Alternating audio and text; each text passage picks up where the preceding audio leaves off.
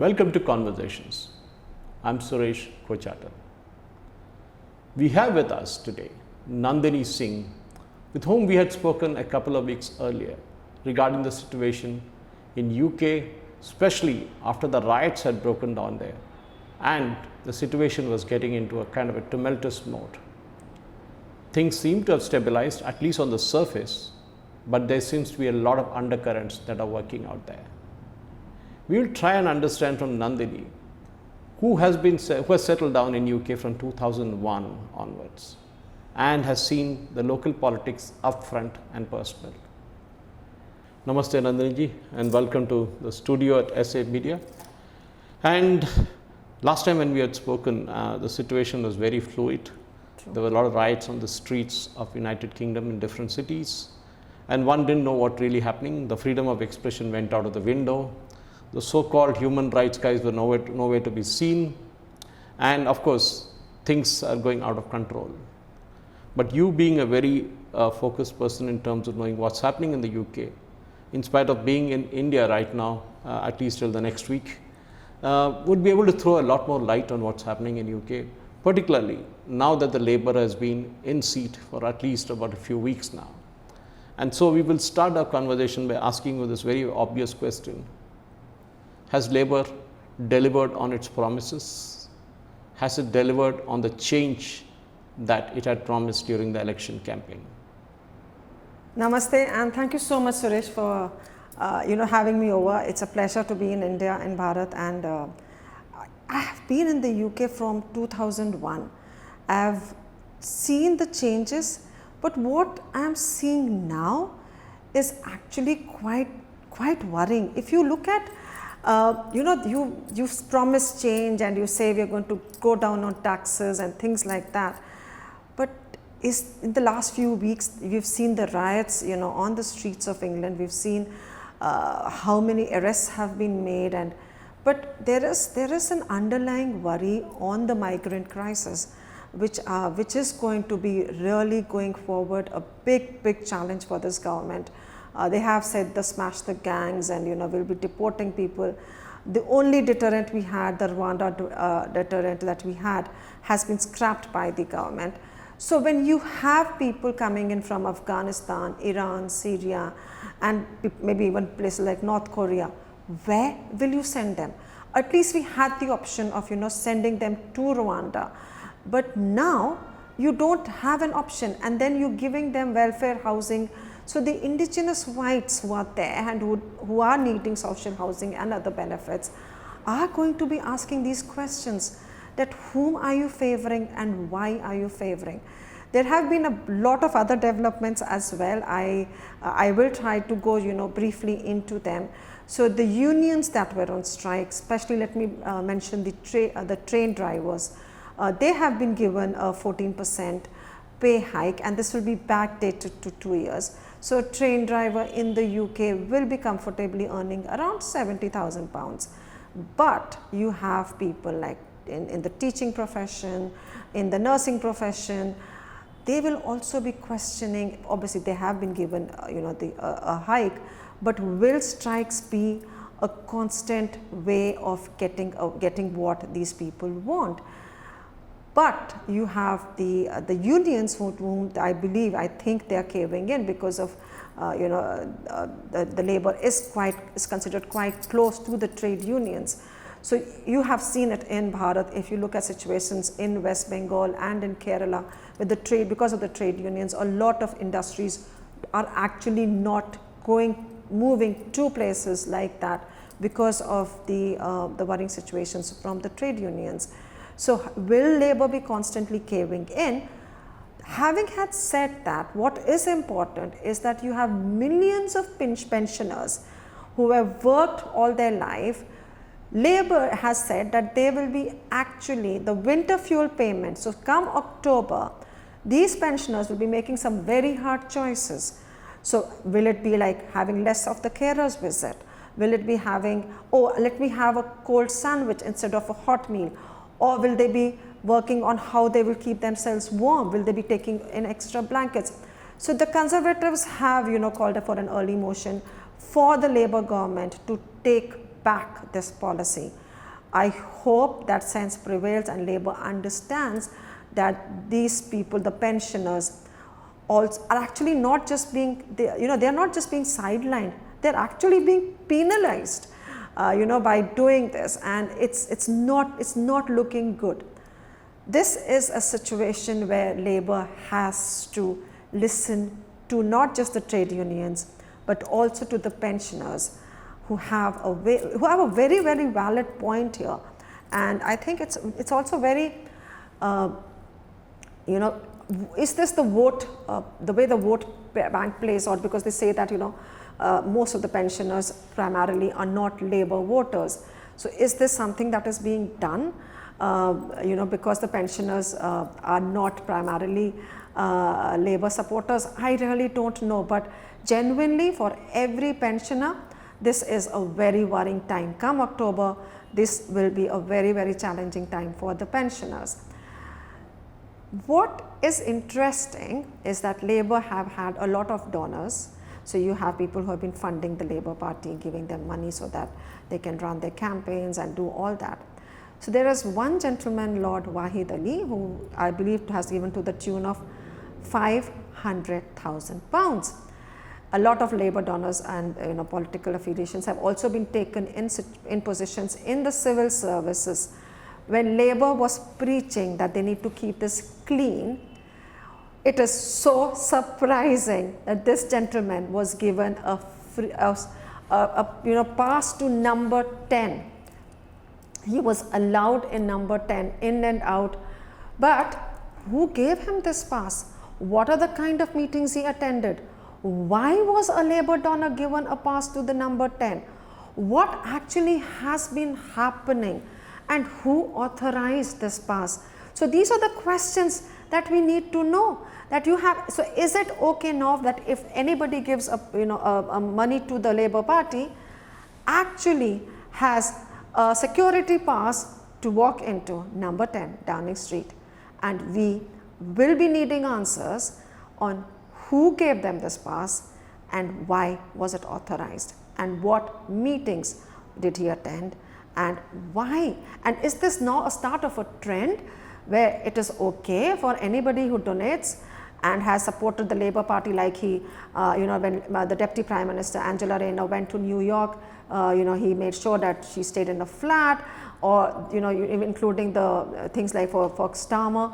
This is going to go really deep, and we need to know why was this allowed, and who allowed this, and why people from political affiliations are being given positions in the civil services when you were preaching to keep this away from politics.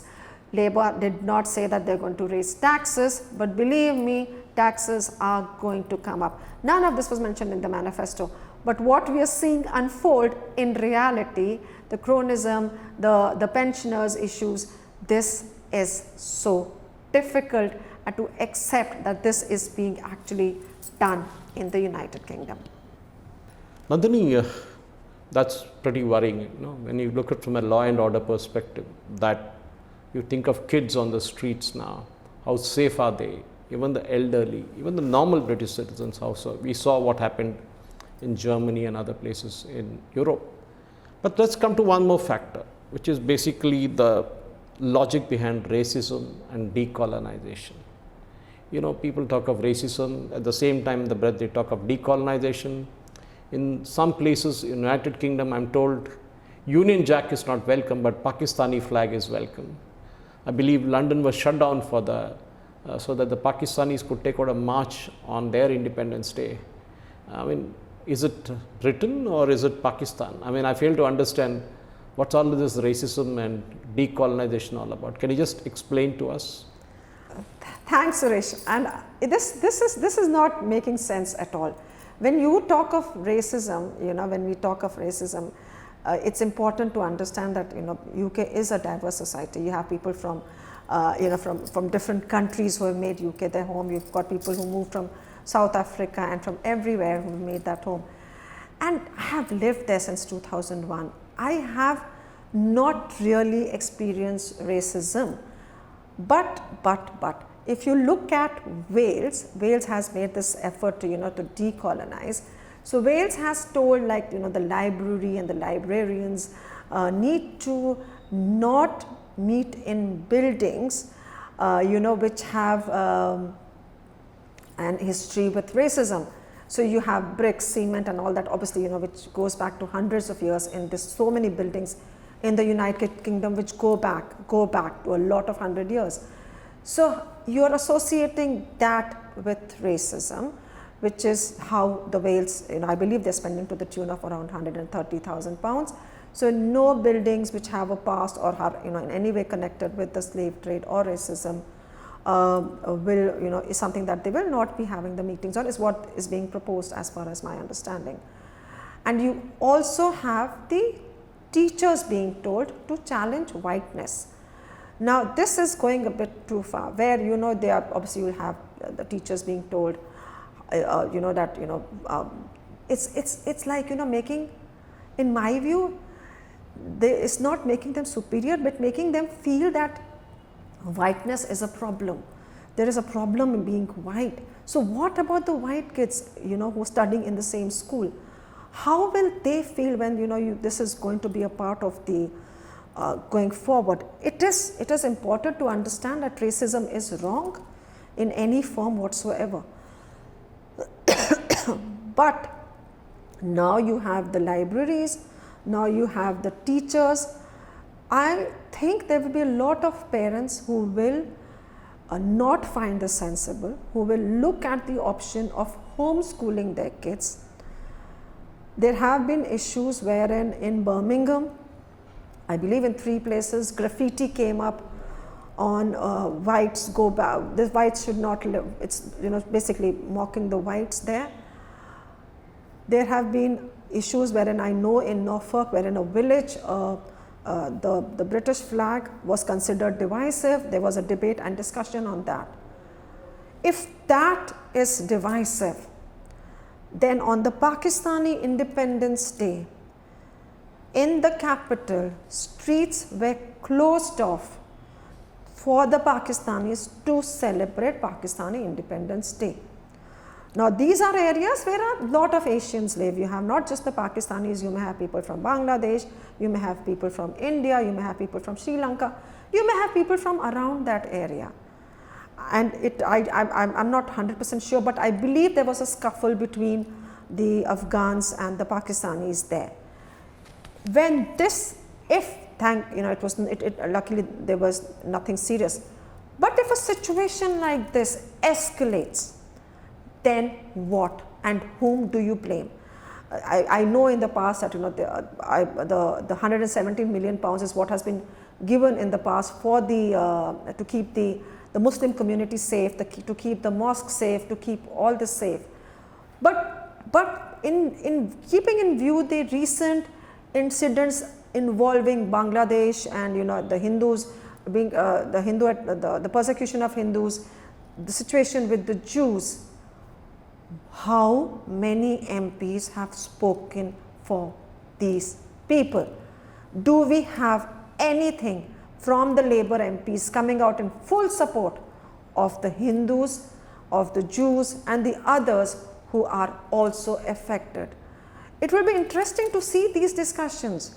And is it Islamophobia now actually really the worry, or is it now going to be this whole dimension and this debate of white supremacy and racism, where it is actually going to be Anglophobia? If the British flag is divisive, if the whites are considered to be, to be the problem, what next? And is England the home for not everyone else now, or does it not mean that everybody and anybody who lives in England actually abides by the rules, integrates, cooperates, contributes, or are we actually going to see this get more divisive? This is something that we are seeing happening on the streets of England, where there will be genuine questions if that is okay, that you have Pakistanis out in the streets celebrating their Independence Day in a country which is 12,500 kilometers away from the United Kingdom. How is it that a Union Jack, flying the Union Jack flag is considered divisive? So and let's not forget the riots that happened. You were blaming Nigel Farage for it. You were blaming Russia for it. But who was the person who was arrested, and where was he arrested from?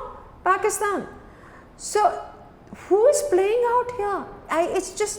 It is not nice. This is not looking good, that the Labour government needs to really start, stop this two-tier policing, which is really worrying, because it is not something that you can say, oh, this is not happening. I'm afraid it is happening. And there were dispersal orders for English football fans who were coming together to watch the Euro finals. Why were there no dispersal orders for the Pakistanis out in the streets of UK, out in the streets celebrating the Pakistani Independence Day? How can you have one rule for the football fans and one rule for the Pakistanis celebrating Independence Day? These are questions that people will be asking, and these are questions that the Labour government needs to answer and be honest about their answers, not say that, oh, it is only here and only there. No, you have to come out straight and come out simply with clarity on every one. It's like, if as a Hindu I feel unsafe, what have you actually done for me? If as a Hindu I don't feel safe in my temple because it's been vandalized, what have you done for me?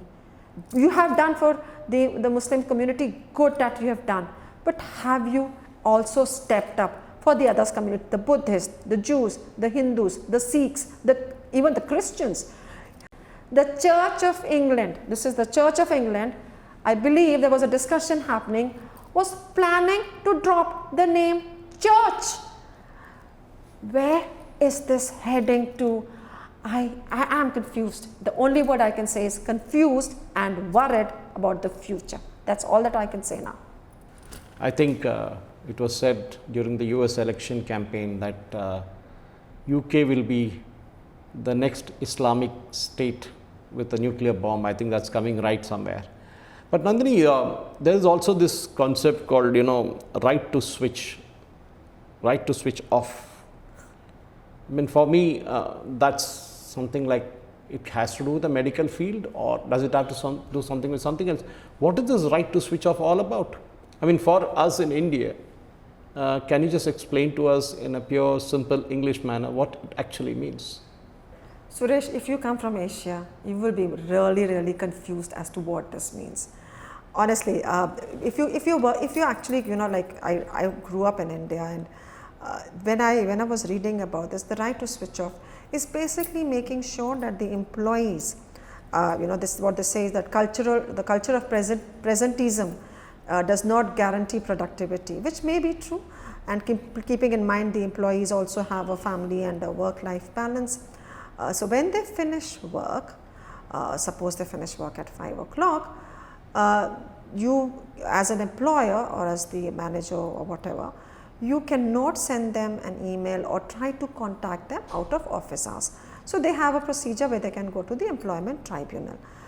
Now, most of the companies, Suresh, honestly have their own policies, and I think they're quite accommodating. If you ask me, the work culture, the work-life balance is really good. But let's also look at this thing that UK economy, development, growth will only happen if things are also, if you also involve the manufacturers and others.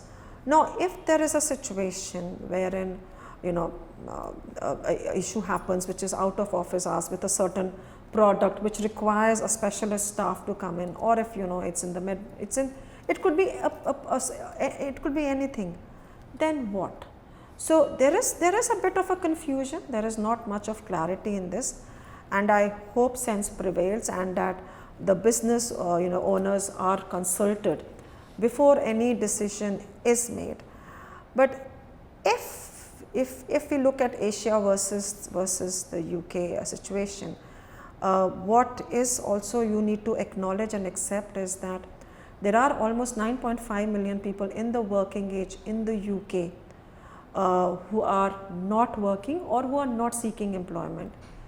You have migrants who are coming in, who are, the taxpayers are paying for them, and they are being put up at, giving housing and medical facilities and all that.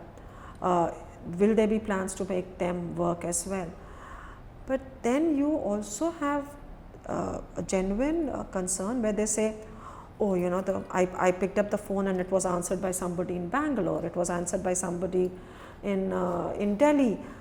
Well, if you cannot, you know, if there is not going to be that culture in the UK, and people are not going to be contacted, you know, after office hours, what is the option? You have to be practical here, because if I am needing to, you know, help with say a boiler or something which is broken down and I need to call up and I need to do something, but I am not able to reach because it is out of office hours, then what? So this is, I think honestly there is not much clarity on this right to switch off. This is going to be obviously implemented in the next few months and years to come, and I am quite optimistic that this will be more you know, more carefully thought of. I don't think UK wants to risk losing out on the growth and the investment and the business, and they will have to sit down with the manufacturers and the business leaders and then come out on a solution. But it is something that if you come from an Asian country or if you come from the US, we never had the right to switch off. we were contacted. I'm coming from the media industry, Suresh. What more can I tell you? If there is a story that needs to be told about, you damn well put your mic on and get on the stage.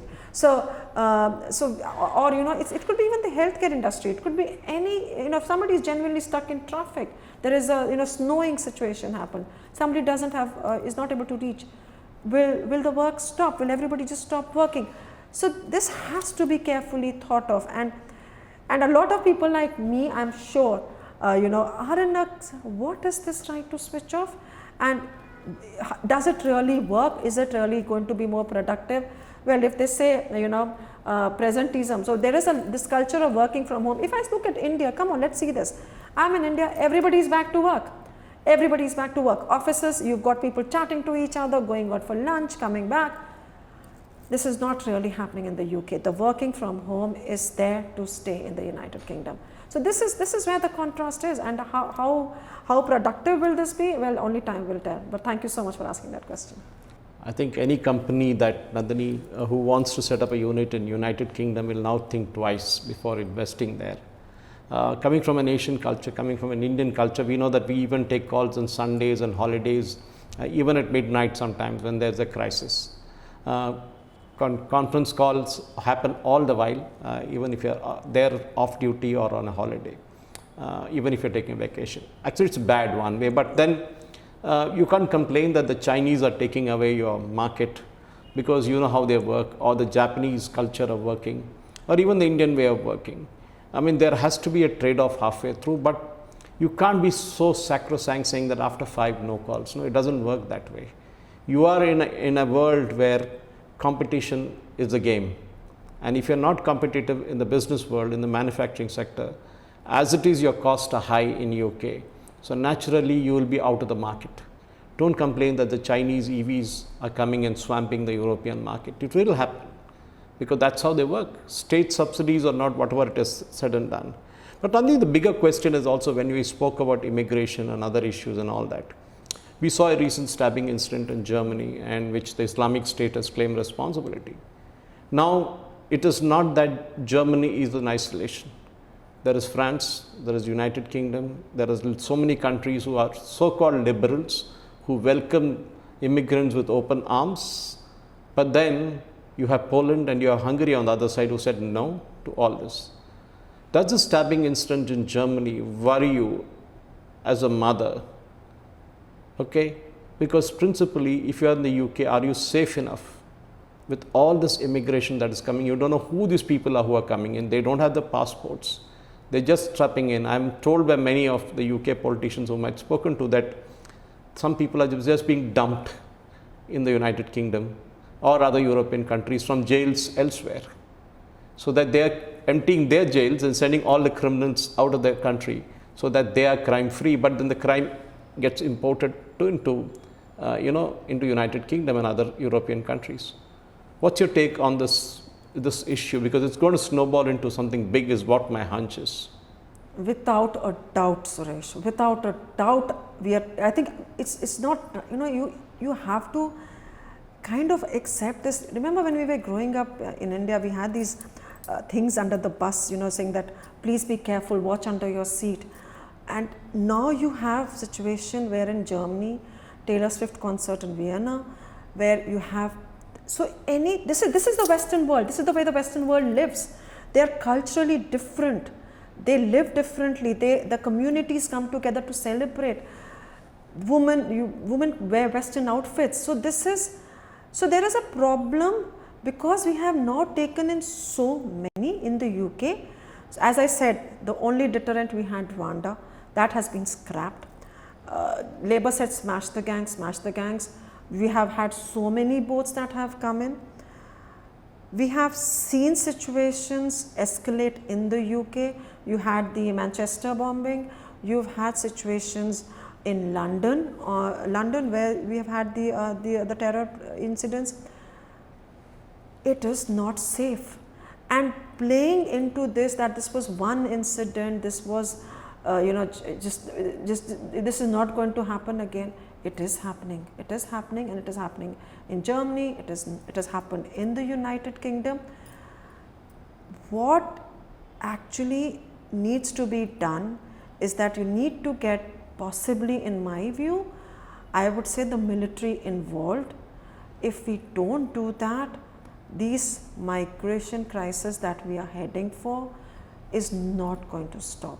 They have said they're going to come up with a border force which is going to, which is going to come together on all this. I don't know. We've seen this for the last so many years, and there is nothing really seriously being done. And I blame the Conservatives as well for it, but at least we had a Rwanda deterrent.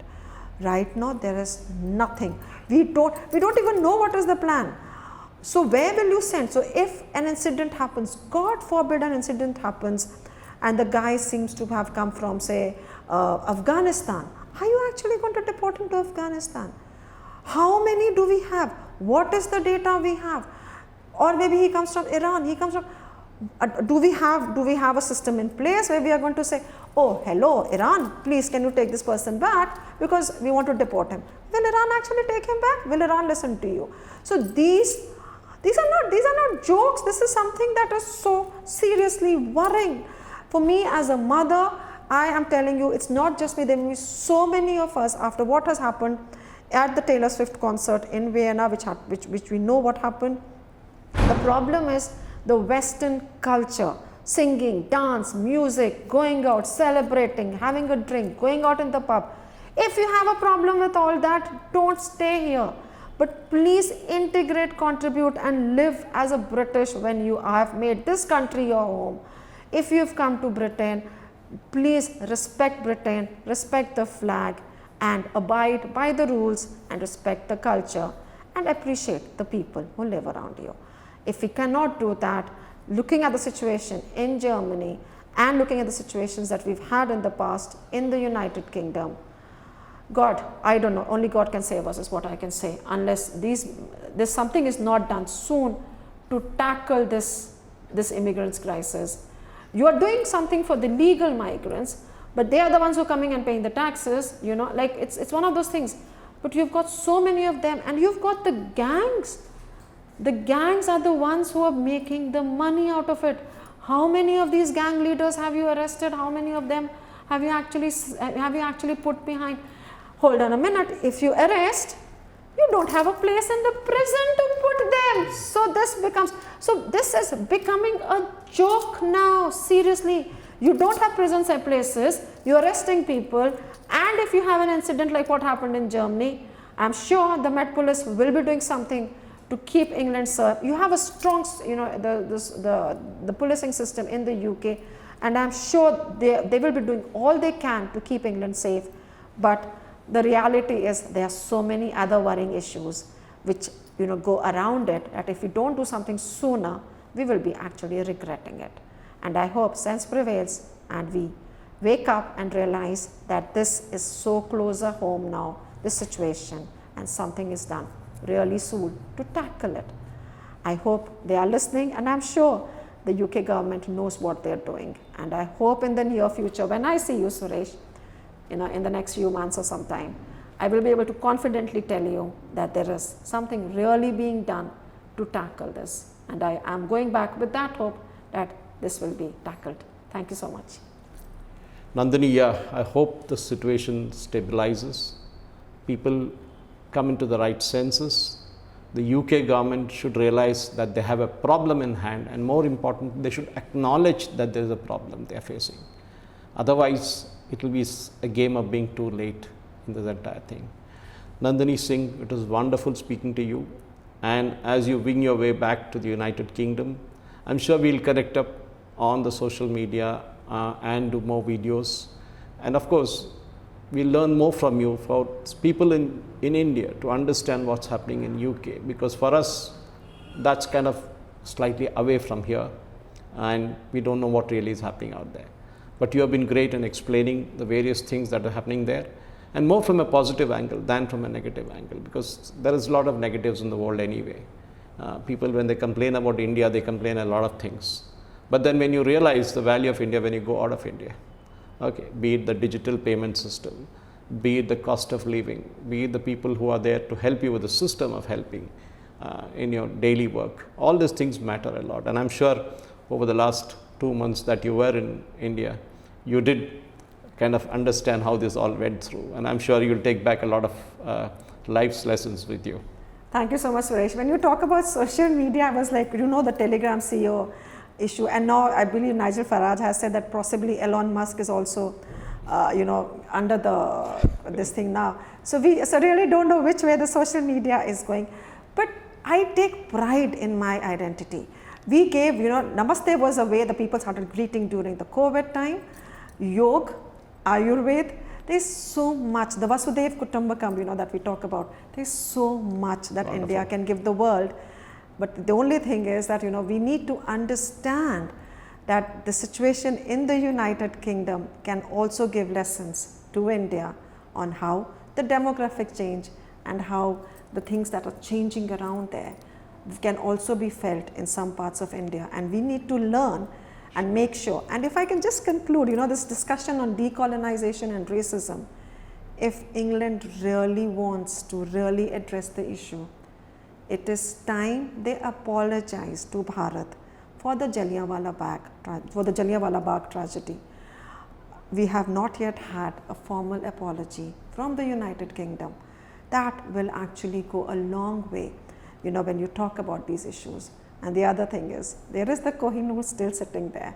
If you really want to walk the talk on that, maybe Bharat can, give advice to the United Kingdom on how to not just address the issues of decolonization, but also racism.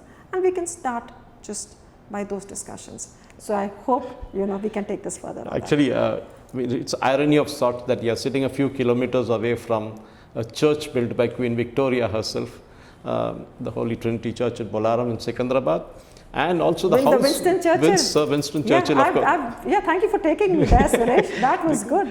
Because there's a house where Winston Churchill stayed. Yeah, and so he there was, is that part of England here So in Secunderabad, definitely, yes. That's what we need to all realize, that we are And one world. bridging the gaps, yeah. Yes, and I'm sure it's glad speaking to you, and wonderful, and thank you, and of course, namaste.